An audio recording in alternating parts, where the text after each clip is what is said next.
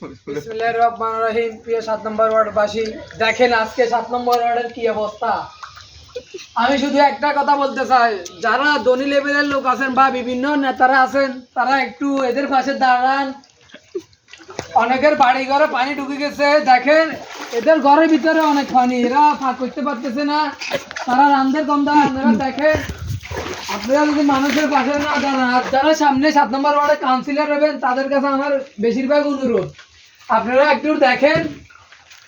আমি আমার টিম নিয়ে আমি প্রতিদিন অনেকের বাড়িতে যাইতেছি এবং খোঁজ খবর নিতেছি।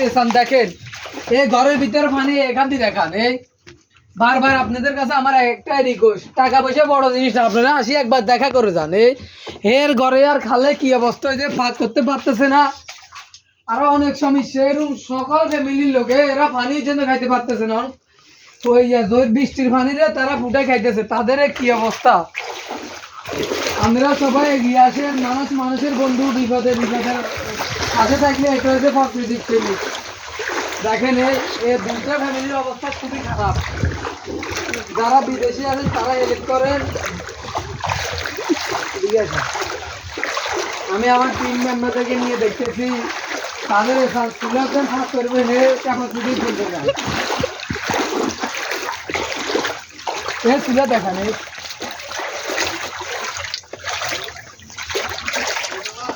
আসে এদিকে আছে, তারা এখন এই ঘরের ভিতরে আনতেছে।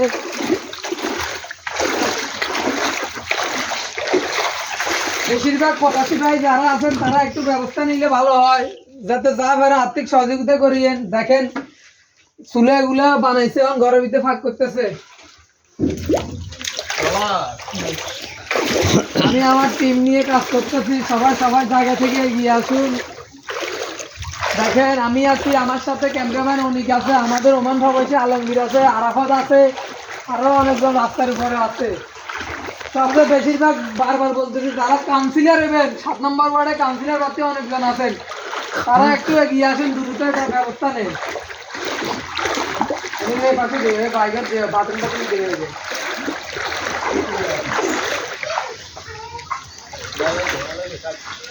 কাউন্সিলর বাড়ি রাস্তায় গিয়ে দে